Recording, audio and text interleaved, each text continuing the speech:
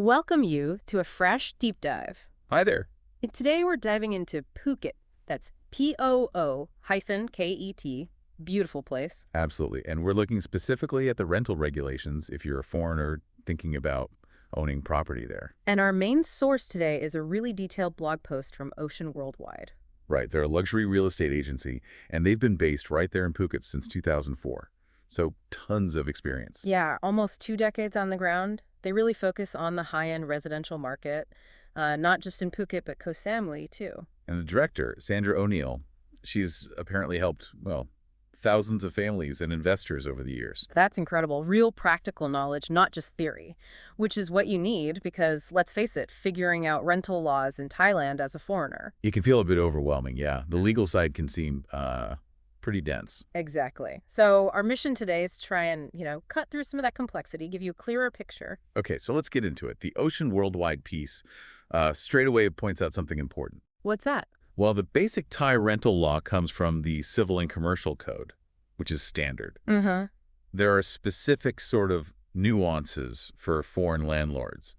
It's not always going to be the same as what you're used to back home. Right, those differences matter. So the main legal foundation we're talking about is this Civil and Commercial Code. That's the core, yeah. Specifically, sections 537 through 571, that covers your rental agreements, tenant rights, what landlords have to do, the whole 9 yards, really.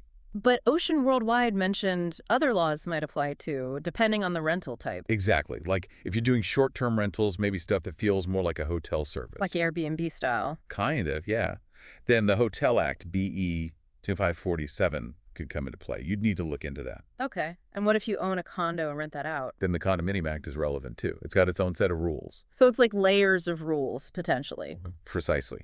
Which is, a big reason Ocean Worldwide really hammers home the point about getting proper legal advice. Makes total sense. Don't just guess. Okay, let's talk basics. Rights and obligations. What can a landlord expect? Well, the basics are pretty universal, right? You've got the right to get your rent paid on time. Definitely. And you can expect the tenant to take, reasonable care of the property. Standard stuff. Yeah. But what about the landlord's duties? What does Ocean Worldwide highlight there for Thailand? They really stress making sure the property is habitable, basically, livable right from day one. Good condition, yeah. Respecting the tenant's privacy is another big one. Yeah. And crucially, sticking to every single term in that lease agreement. Okay. And they mentioned something about Thai law sometimes favoring tenants? Yeah, that's an interesting point they make, likely from their own experience. In some situations, the law might lean towards protecting the tenant more. So that makes the rental agreement itself even more important for the landlord, doesn't it? Absolutely critical. Yeah. Having a really solid, well-drafted agreement that spells everything out clearly, no room for doubt. And they had a practical tip, too, get it in both English and Thai. Yes. Seems like a smart move. Avoid any lost in translation issues later on. Clear communication from the start. Definitely. Okay, let's back up a step. Before you can rent out, you generally need to own. How does foreign ownership work in Phuket? Right, because ownership impacts your ability to rent. Now, for condos, it's actually fairly straightforward. Foreigners can own condo units. Okay, good to know. But there's the 49% foreign ownership limit. Ah, right. Explain that again. In any single registered condominium building, only up to 49% of the total unit floor area can be owned by foreigners. The other 51% must be Thai-owned. So before buying, you need to check that specific buildings ratio. Exactly. You need to find out from the building management or the land department how much is already foreign-owned. Crucial detail. And there's a specific way you have to handle the money for the purchase, too, isn't there? Yes, Ocean Worldwide points this out clearly. As a foreigner buying a condo, you have to bring the purchase funds into Thailand as foreign currency. From overseas. Correct. Then you exchange it for Thai baht through a Thai bank. And you need the bank paperwork, they call it. I think a foreign exchange transaction form or FET form is proof. And that proof is for? For the land department, when you register the ownership, it shows the money came from abroad legally. Got it. Okay, that's condos. What about owning actual land? Houses with gardens, that sort of thing? Now that's where it gets much, much trickier. The general rule under the Land Code Act is that foreigners cannot own land outright in Thailand. That's the common understanding. And at Ocean Worldwide confirms there aren't really any current treaties or anything that let foreigners bypass this rule generally. And trying to get around it is risky. Very. They mention potential fines, even jail time for Uh, violating these land ownership rules. It's taken seriously. wow. Okay. Are there any exceptions at all? There's one very specific limited exception mentioned in the article. It's under Section 96 bis of the Land Code. Section 96 biz sounds technical. What does it allow? It allows a foreigner to own up to 1,600 square meters of land. That's one rai in Thai measurements, just for residential use. Okay, one rye. But I bet there are conditions. Oh yeah, big ones. First, the land has to be in certain designated areas. Second, you have to invest a minimum of 40 million baht 40 million. That's a lot. Invested in what? in specific Thai assets approved by the Board of Investment, the BOI. Think government bonds, certain funds, things like that. Right. And is that it? Not quite. You also need approval from the Minister of the Interior. Wow. And maybe the biggest catch, that this ownership is only valid for the lifetime of the individual foreigner. It's not inheritable in the same way. So definitely not a simple route. Very niche. Extremely niche. What about other situations, like inheriting from a Thai spouse? The article touches on that. You might inherit it, but you can't actually register it in your foreign name. Usually you have to sell it within a year. So still no direct long-term ownership. Correct. And Ocean Worldwide also mentioned something interesting based on their long history in Phuket.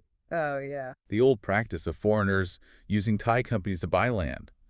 Setting up a company where Thai nationals hold the majority of shares on paper. Ah, the nominee structure. I've heard of that. Exactly. It used to be common.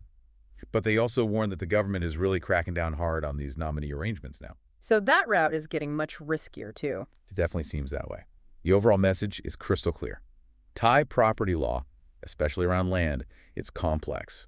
Get good legal advice. Always. Sound advice.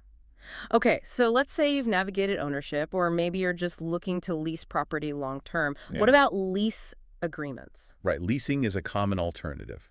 First key thing Ocean Worldwide points out, the maximum lease term. Is there a limit? Yes. Legally, the maximum initial term for a lease agreement in Thailand is 30 years. 30 years. Flat cap. Yep, that applies whether it's a condo, a house, land. 30 years is the max up front. Trying to write a lease for, say, 50 years just won't hold up legally. Good to know. And for leasing, you don't need that foreign currency proof like with buying a condo. Correct. That requirement is specific to the purchase of condos by foreigners, not for entering into a residential lease. Okay, so 30 years max. Can you renew it after that if you want to stay longer? You can, yes. Renewals are possible. But guess what the maximum renewal term is? Let me guess. 30 years. Bingo. Another maximum of 30 years, starting from the date you actually renew. So potentially 30 plus 30. But it's not automatic, right? Not at all. You have to negotiate that renewal with the owner. Ocean Worldwide advises starting those talks well before the first term runs out. Makes sense. Gives you time. And the owner has to agree, obviously. Of course, it's a brand new agreement, essentially. Okay, what are the absolute must-dos when setting up a lease legally in Thailand? Ocean Worldwide lists a few critical things. Number one, it must be in writing. No verbal agreements. Definitely not for anything significant. You need a proper written lease outlining all the terms, conditions, responsibilities, everything. What else? Second, if the lease is for longer than 3 years. Yes, it absolutely has to be registered at the local land department. Registration for leases over 3 years. Why is that so important? That registration is what makes it legally binding, especially against third parties, and protects your rights as the lessee.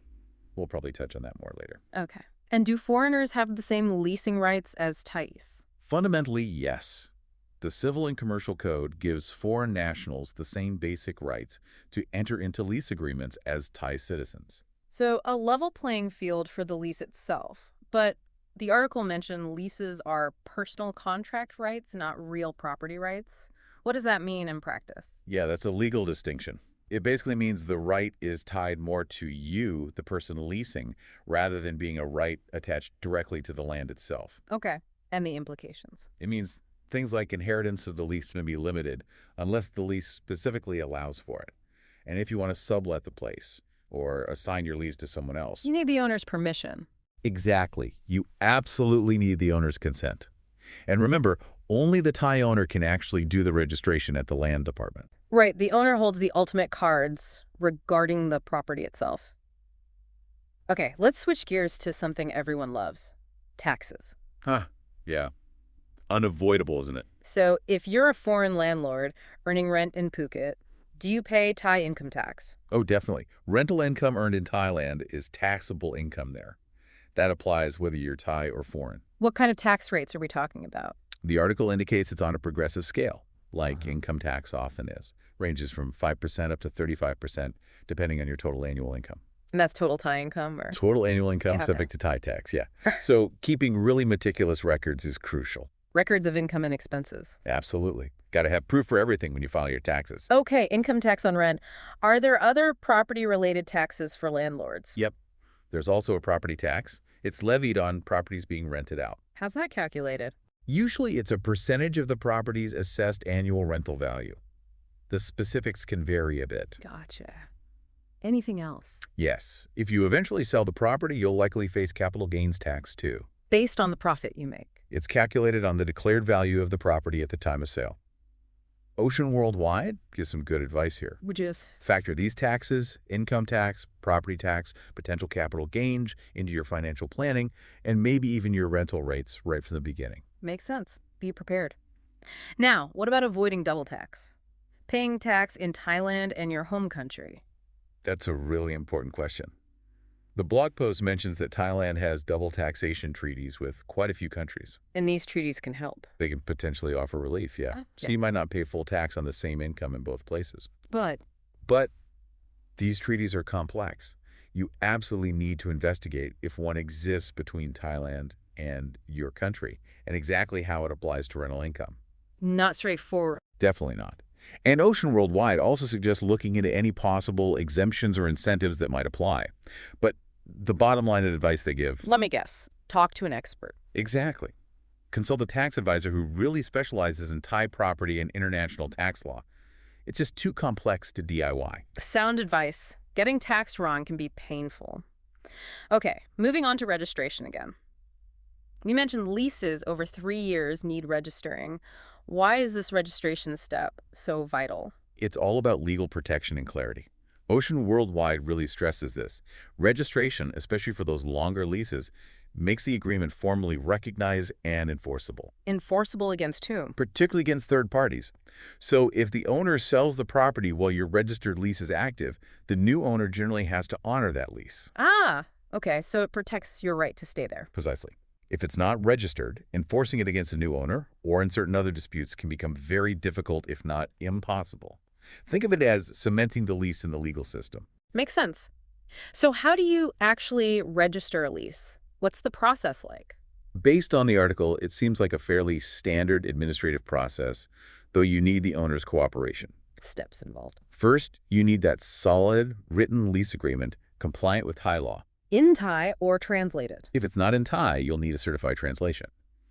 Then, typically the owner takes the documents, passports, visa copies, the lease itself to the local land department office. Where the property is located. Exactly. There'll be registration fees to pay, usually a percentage of the total rent over the whole lease term. Okay. Fees paid, documents submitted. And then the land department officials process it and officially register the lease. So manageable steps, but you need that owner to do the legwork at the land department. That's key, yes. Sure. Now, what if someone doesn't register a lease that's, say, for 5 years? What's the consequence?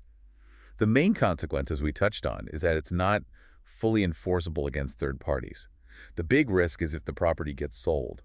The new owner might not be bound by your unregistered long lease. So you could potentially lose your right to live there. That's the risk, yes. It becomes much less secure. And Ocean Worldwide adds another point for short-term rentals. Like the daily or weekly ones. Yeah. Even if registration isn't the issue there, landlords have to know about the Immigration Act requirements. What requirements? Reporting foreign guests staying at the property. There are rules about that, and failing to comply can lead to fines. Ah, okay. Different rules for different rental types. Good to remember. Let's flip the coin now. What about tenants? What rights do they have in Thailand? Tenants definitely have legal protections under the Civil and Commercial Code. It's designed to ensure they're treated fairly and have a decent place to live. What are some key rights? Ocean Worldwide highlights things like getting the property in good condition when the lease starts, Makes sense. the right to quiet enjoyment, which basically means living there peacefully without unreasonable disturbance from the landlord, and protection against unfair rent hikes during the lease term, unless the lease specifically outlines how and when rent can increase. Seems reasonable. So landlords need to respect those rights. Absolutely. But it's a two-way street, of course. Tenants have responsibilities too. Right. What are the main obligations for tenants? Paying the rent on time is obviously number one. Naturally. Maintaining the property in reasonable condition, allowing for normal wear and tear, of course. So keep it tidy. Don't trash the place. Exactly.